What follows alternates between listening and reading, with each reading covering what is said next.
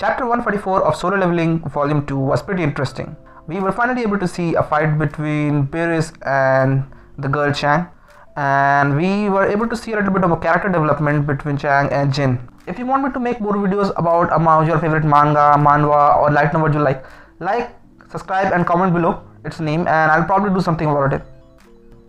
So we start the episode from the girl's point of view, who was finally requesting Jin to release his strongest shadow to fight against, and Jin complies. He reveals his strongest shadow, the guy they defeated in the island, and yep, he was pretty strong. So we start the episode and we see Jin releasing him. Jin gives him one command and one command only, to defeat her without harming her, physically at least. We were able to see that this shadow is a little bit different from other shadows of Jin. He's intelligent and has a lot of intelligence. He talks. The rest of his shadows doesn't talk. They just respond and do their work. But this shadow is intelligent. He follows command. So Jin have to give him physical command to do stuff. The command Jin gave him was to defeat her without harming her.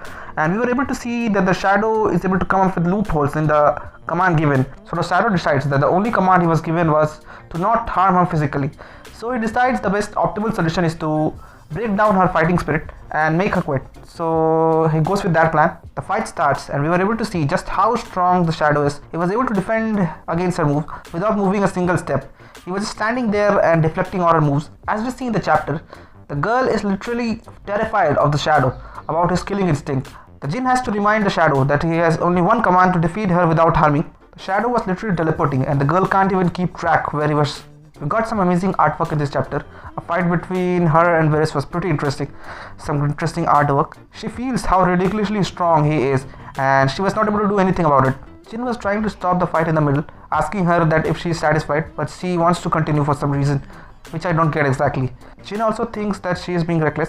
She is trying to defeat a foe who is 10 times or even more stronger than her and not able to do anything about it, but still wants to continue.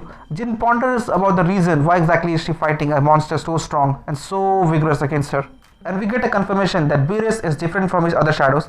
He has intelligence and a natural instincts of murder. He wants to kill everyone and he is designed for killing hunters, so it's a poor match for her, but she still wants to go on, and Jin thinks about what her aim is in doing this. Comes to the conclusion that it's a poor judgment on her part. She uses her most powerful skill of sword dance and was able to harm Beerus finally. Here's where the chapter gets really interesting. The command from his previous queen surfaces and he was no longer in Jin's control for a single moment. At that moment, he decides that the girl is his enemy and he goes for the kill. Fortunately, Jin was able to stop him. Jin steps in and defends the girl, holding Beerus' hand. And we see that Beerus is asking for his mercy. So he was able to get his command back, but still it was pretty interesting. If Jins make more powerful shadows, they were probably able to disobey Jin or have a little bit more personality than his other shadows who were weaker. So that's pretty interesting. I'm going to talk about it more towards the end of the video. Jin asks the girl that why is she overdoing it? Why is she doing all this to join a nameless guild?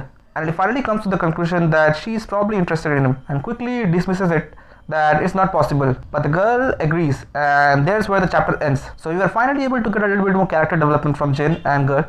She finally agrees that she is in love probably with Jin, at least I hope so. In next chapter we will get probably the response from Jin and what happens between them. It was not as big of a chapter from the story standpoint, but still pretty interesting. Now let's talk about what happened with Beerus. We were able to see that the system is not omnipotent. It's not that it can't be defied. His shadow can lose control because for that single moment one of his shadows were able to take control. So yeah, that's pretty interesting and might be really important for future episodes. But in future, if Jin makes even more powerful shadows, they may have entire personalities of their own. They may defy Jin or maybe find loophole in his commands and do stuff. And we may finally see a little bit more of a romantic development from this manhwa, because from the starting of the series, a lot of girls have interest in Jin romantically, but none of them has gone anywhere. Firstly, there was the healer girl, and then the girl from the demon land, and finally her. So yep, we finally may see a little bit of more romantic development from this manga. I know this manhwa is not like that. It's not about romance. It's more about solo leveling. So yeah, I think it will not be a prominent thing, but still, we might get a little bit more development. Goal was always to treat her mother, and finally his mother has been treated. So maybe he can enjoy life a little bit more because he's always serious and stuff. And in next chapter, we will see that if Jin allows her to join his guild or not, which he probably will. Let's see what happens. That's all for today, folks. So if you are interested in solo leveling and want me to make more videos about solo leveling, subscribe, comment below, and I'll probably make more videos about solo leveling.